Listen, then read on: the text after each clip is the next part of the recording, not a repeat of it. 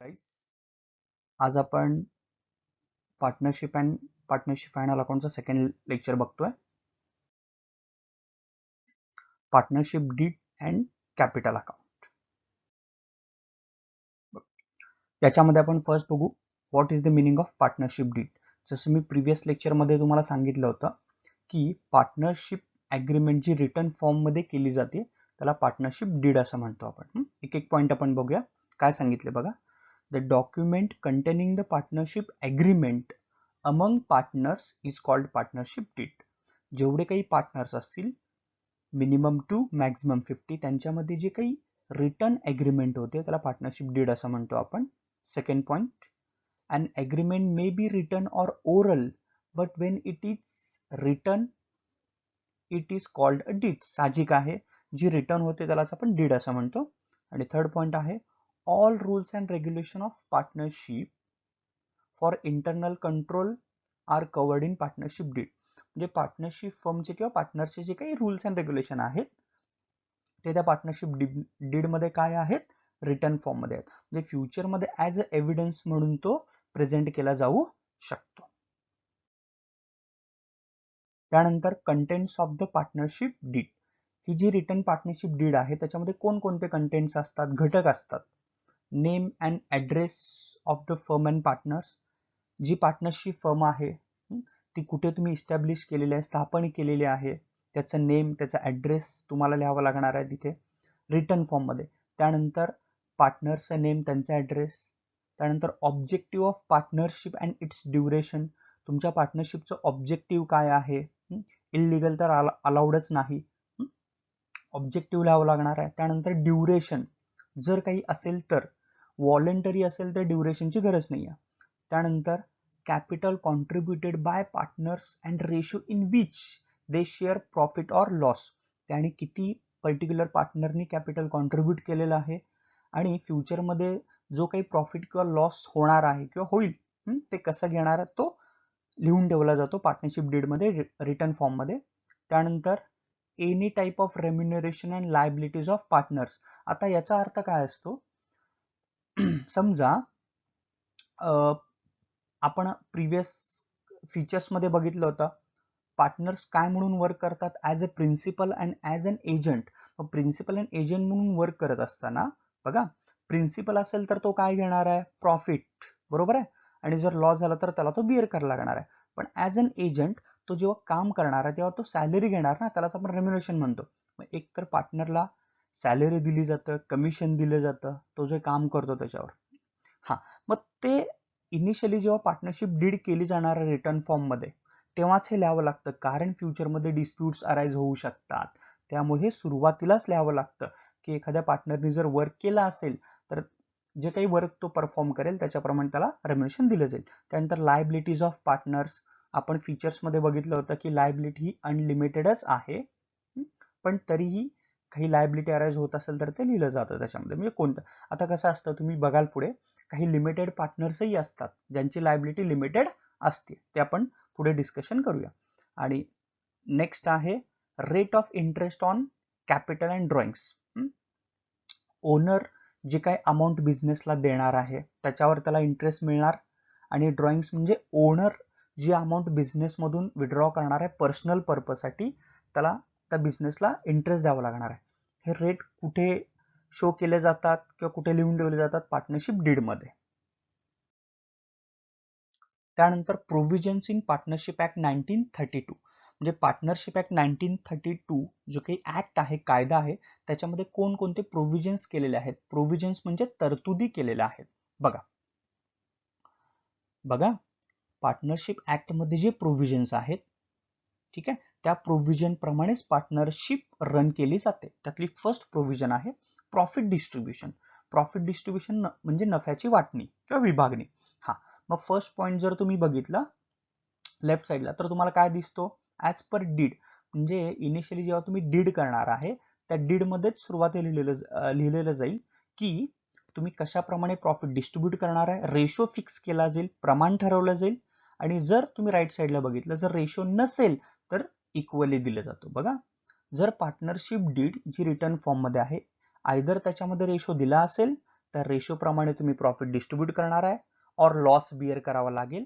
आणि जर partnership did silent असेल अबाउट डिस्ट्रीब्युशन ऑफ प्रॉफिट, तेव्हा इक्वली प्रॉफिट डिस्ट्रीब्यूट केला जाईल.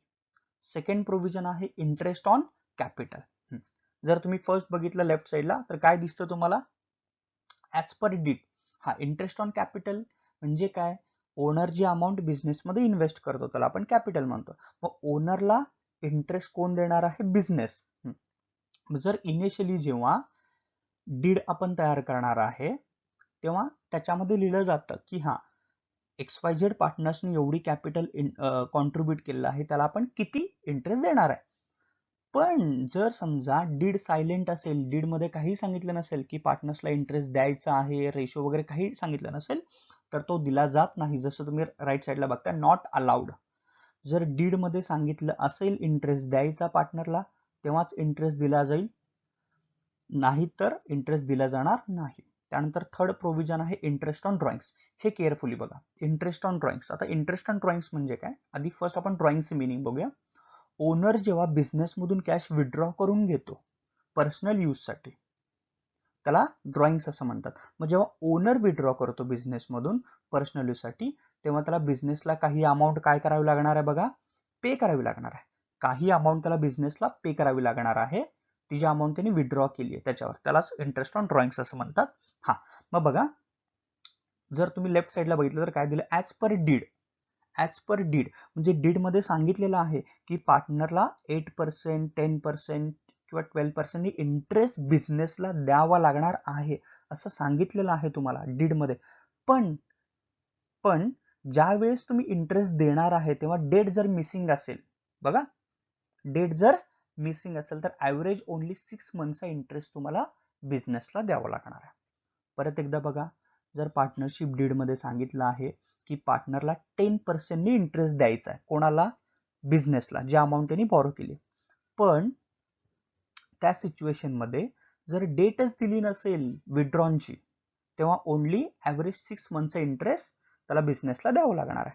ही फर्स्ट केस झाली ऍज पर डीड, म्हणजे डीड मध्ये सांगितलं असेल. पण तुम्ही राईटला बघितलं नॉट अलाउड, म्हणजे जर डीड मध्ये सांगितलंच नसेल इंटरेस्ट ऑन ड्रॉइंग बद्दल काही, किंवा पार्टनरनी बिझनेसला इंटरेस्ट द्यायचा आहे ऑन ड्रॉइंग्स, तेव्हा इंटरेस्ट दिला जाणार नाही. ठीक आहे, हे प्रोव्हिजन्स क्लिअर झाले. चला आपण नेक्स्ट प्रोव्हिजन वर जाऊ. Provisions in partnership act 1932. बघा नेक्स्ट आणखी कोणते प्रोव्हिजन्स आहेत आता, पार्टनर्स लोन. आता पार्टनर्स लोनचा अर्थ काय, जेव्हा ओनर किंवा पार्टनर्स हे ओनर्सच आहेत, पार्टनर्स किंवा ओनर्स जेव्हा बिझनेसमध्ये बिझनेसला पैसे देतात किंवा बिझनेसमध्ये अमाऊंट बिझनेसमध्ये कॉन्ट्रीब्यूट करतात, तेव्हा त्याला काय म्हणतो आपण, कॅपिटल. पण ह्याचा अर्थ काय बघा, कॅपिटल व्यतिरिक्त पण ते ऍडिशनल अमाऊंट पण बिझनेसला देऊ शकतात, ऍज अ लोन, कर्ज म्हणून देऊ शकतात. त्या केसमध्ये काय सांगितलं बघा, ऍज पर डीड. डीड मध्ये असं त्यांनी स्टेट केलेलं आहे काय म्हणून, की जर पार्टनरशिप फर्मनी पार्टनरकडून काही अमाऊंट बॉरो केली असेल तर XYZ पर्सेंटेजनी पार्टनरशिप फर्म त्यांच्या पार्टनरला काय देणार आहे, इंटरेस्ट देणार आहे. हे जर सांगितलं असेल तर डीड मध्ये ऍज पर रेशो. जर राईट साईडला बघितलं तुम्ही, इफ डीड सायलेंट, जर समजा डीड सायलेंट असेल, डीड मध्ये काहीच सांगितलं नाही, तर कंपल्सरी 6% इंटरेस्ट द्यावा लागणार आहे, कोणाला, पार्टनर्सला. ठीक आहे. नेक्स्ट प्रोव्हिजन आहे सॅलरी ऑर कमिशन. जसं मी प्रिव्हियसली तुम्हाला सांगितलं आधीच, जसं पार्टनर वर्क करतो पार्टनरशिप फर्म मध्ये तसं त्याला रेम्युशन दिलं जातं.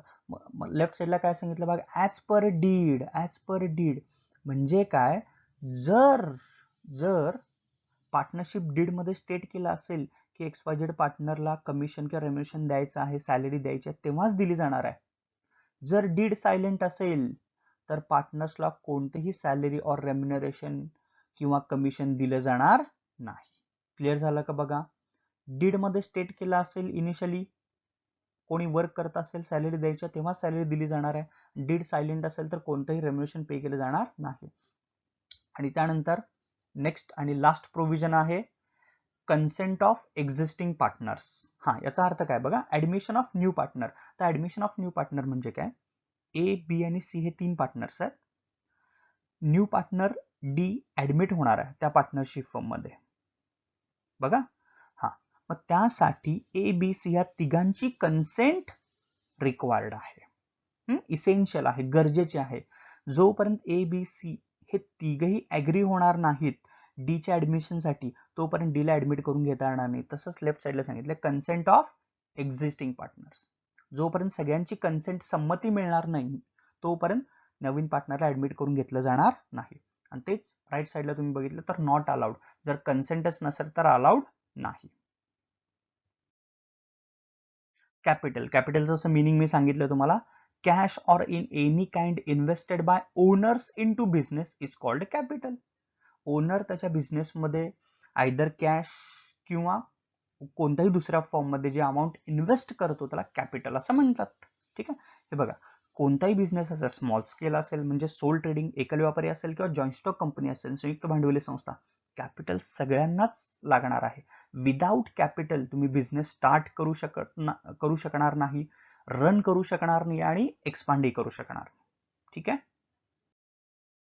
नेक्स्ट आहे methods of capital account. Methods of capital account, जेव्हा आपण सोल ट्रेडिंग कन्सर्नचं फायनल अकाउंट प्रिपेअर करत होतो तेव्हा आपण कॅपिटल अकाउंटचं मिनिंग बघितलं होतं, पण कॅपिटल अकाउंट कसं प्रिपेअर करतात ते बघितलं नव्हतं.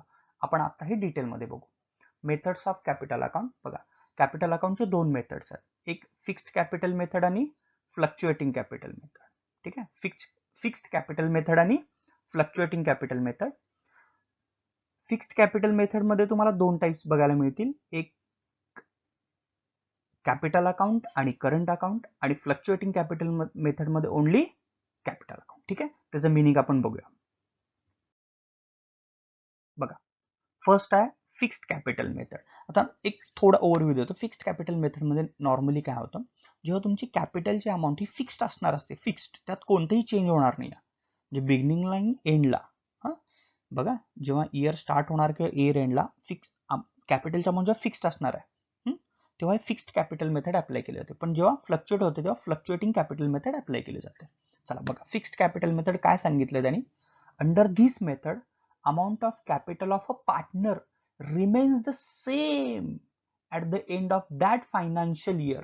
म्हणजे त्या पर्टिक्युलर फायनान्शियल इयर मध्ये ती जी काही कॅपिटल अमाऊंट त्यांनी इनिशियली कॉन्ट्रीब्यूट केली होती ती काय राहणार आहे, स्टेबल राहणार आहे, as per fixed capital method. Second point, no addition or subtraction from capital during the year. म्हणजे जी अमाऊंट कॅपिटलची फिक्स असणार आहे त्याच्यामध्ये कोणतेही ऍडिशन किंवा सबट्रॅक्शन होणार नाही. त्यानंतर as per this method fixed capital account and current account are maintained. म्हणजे फिक्स्ड कॅपिटल अकाउंट मेथड प्रमाणे एक फिक्स्ड कॅपिटल अकाउंट आणि करंट अकाउंट दोन सेपरेट मेंटेन केले जातील, कारण फिक्स्ड कॅपिटल अकाउंट मध्ये असं कॅपिटल रेकॉर्ड केलं जाणार आहे ज्याच्यात कोणतेही चेंजेस होणार नाहीत, आणि करंट अकाउंट मध्ये काय होणार आहे, जे त्या पर्टिक्युलर इयर मध्ये ड्रॉइंग्स असतील, इंटरेस्ट असेल, ज्याच्यामुळे बॅलन्स चेंज होतो, तो करंट अकाउंट मध्ये रेकॉर्ड केला जाईल. आणि नेक्स्ट पॉइंट आहे, all capital adjustments are recorded through current account. हा पॉइंट परत बघा, all capital adjustments are recorded through current account, ज्याचा बॅलन्स चेंज होतो. फिक्स्ड कॅपिटल मेथड प्रमाणे कॅपिटलचा बॅलन्स चेंज होणार नाही, त्यामुळे ते पूर्ण इफेक्ट कुठे जाणार आहेत, करंट अकाउंटला. बघा, फॉर्मॅट दिलेला आहे आपल्याला एक स्पेसिफिक, प्रो फॉर्मा ऑफ फिक्स्ड कॅपिटल मेथड. बघा, मी इथे डेबिट आणि क्रेडिट चुकून लिहायचं विसरलोय. बघा, डेबिट साइड बघा, पर्टिक्युलर्स ए बी हे पार्टनर अज्युम करतोय आपण amount, particulars credit side A B partners. हा, डेबिट साइडला आधी क्रेडिट साइड बघा, बाय बॅलन्स ब्रॉड डाऊन हा ओपनिंग बॅलन्स आहे, बरोबर, त्यांनी इनिशियली जे कॅपिटल कॉन्ट्रीब्यूट केलं होतं. त्यानंतर बाय कॅश बँक म्हणजे त्यांनी ऍडिशनली काही कॅपिटल कॉन्ट्रीब्यूट केला असेल बिझनेसमध्ये, तर ते क्रेडिटला गेलेलं आहे. त्यानंतर नेक्स्ट बाय ऍसेट अकाउंट, समजा काही ऍसेट कॉन्ट्रीब्यूट केले असेल त्यांनी. बाय लायबिलिटीज, त्याचं मिनिंग आता सांगणार नाही, मी नंतर सांगेन. फक्त by balance brought down, by cash bank, by asset. हे बघा, सिंपल, परत एकदा मी कॅपिटल अकाउंटचं मिनिंग सांगतो. कॅपिटल अकाउंट काय तुम्हाला इंडिकेट करतं, डेबिट आणि क्रेडिट. ठीक आहे, हे बघा, डेबिट इथं दिसेल तुम्हाला, क्रेडिट इथं दिसेल.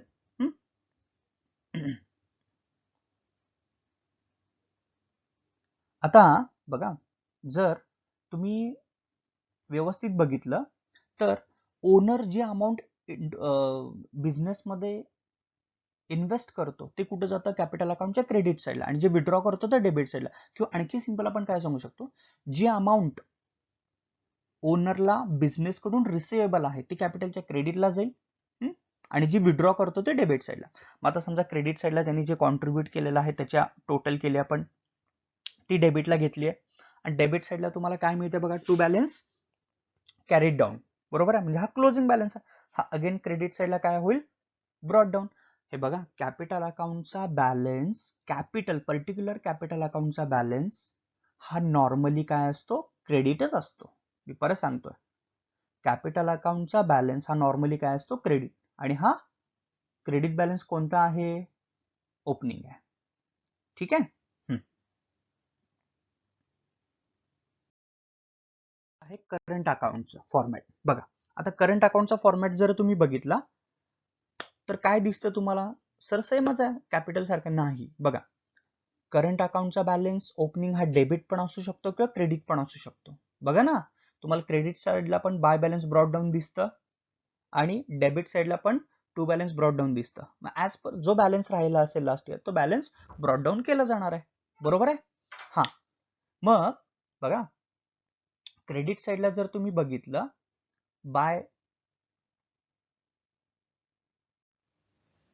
जर तुम्ही क्रेडिट साईडला बघितलं तर तुम्हाला काय दिसेल बघा,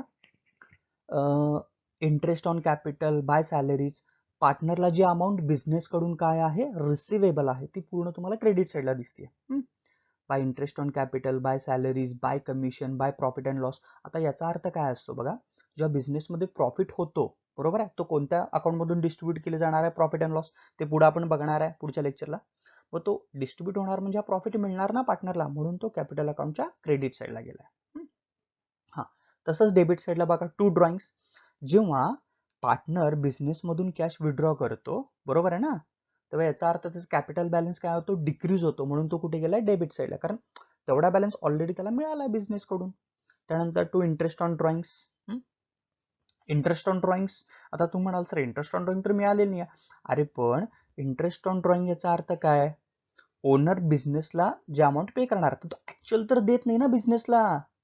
मग बिझनेस काय करतं, त्याचं जी कॅपिटलची अमाऊंट आहे ना, त्याच्यामधून हे इंटरेस्टची अमाऊंट डिडक्ट करून घेतो. म्हणजे कॅपिटल काय झालं, बाय डिफॉल्ट डिक्रीज झालं ना, म्हणून तो डेबिट साईडला. त्यानंतर to profit and loss account, तुम्ही म्हणाल sir profit and loss account क्रेडिटला दिसतं डेबिट साईडला. अरे जेव्हा लॉस होतो तेव्हा कॅपिटल बॅलन्स काय होणार आहे, डिक्रीज, म्हणून डेबिट साईडला. कॅपिटल असेल और करंट असेल, ऍज पर मेथड. हे बघा सिंपल आहे, परत एकदा सांगतो, जेव्हा ज्या अमाऊंटमुळे कॅपिटल अमाऊंट किंवा करंट अकाउंट किंवा करंट अमाऊंट इन्क्रीज होणार आहे, तेव्हा तो बॅलन्स क्रेडिटला जाईल, आणि ज्याच्यामुळे डिक्रीज होणार आहे तो डेबिटला जाईल. त्यानंतर करंट अकाउंटचा बॅलन्स, जसं मी इनिशियली सांगितलं, ओपनिंग पण असू शकतो किंवा क्रेडिट पण असू शकतो, बरोबर आहे. तसंच करंट अकाउंटचा क्लोजिंग बॅलन्स पण एकतर आयदर डेबिट पण येऊ शकतो किंवा क्रेडिट साईडला, म्हणून मी ते दोन्ही साईडला दाखवले. जेव्हा आपण प्रॅक्टिकल प्रॉब्लेम सॉल्व्ह करू, हे डाऊट्स क्लिअर होतील. त्यानंतर नेक्स्ट मेथड आहे प्रो फॉर्मा ऑफ फ्लक्च्युएटिंग कॅपिटल मेथड. आता जर तुम्ही प्रिव्हियस मेथड मध्ये बघितलं, फिक्स्ड कॅपिटल मेथड मध्ये, ज्याच्यामध्ये कॅपिटल आणि करंट सेपरेट होते, हे फक्त एकत्र केले, बाकी मिनिंग सेम आहे दोन्हीचा. हा, फ्लक्च्युएटिंग कॅपिटल मेथड मध्ये काय होतं, कॅपिटलची अमाऊंट काय होते त्या पर्टिक्युलर इयर मध्ये चेंज होतीये, ती कॉन्स्टंट राहणार किंवा स्टेबल राहणार नाही. त्यामुळे इथे कॅपिटल अकाउंट आणि करंट अकाउंट सेपरेट मेंटेन न करता एकच कॅपिटल अकाउंट मेंटेन केलं जातं. बाकी जसं मी सांगितलं तुम्हाला, ज्याच्यामुळे ओनरची कॅपिटल अमाऊंट इन्क्रीज होणार आहे, तो बॅलन्स क्रेडिटला जाणार आहे, आणि ज्याच्यामुळे ओनरचं कॅपिटल बॅलन्स डिक्रीज होणार आहे, तो अमाऊंट डेबिट साईडला जाईल. ठीक आहे, एवढं बघून घ्या व्यवस्थित. बाकी जे काही टेक्निकल डाऊट्स आहेत, जेव्हा आपण नेक्स्ट व्हिडिओमध्ये प्रॉब्लेम सॉल्व्ह करू तेव्हा ते क्लिअर होतील. आय होप तुमचे डाऊट्स क्लिअर झाले असतील. ठीक आहे, थँक्यू.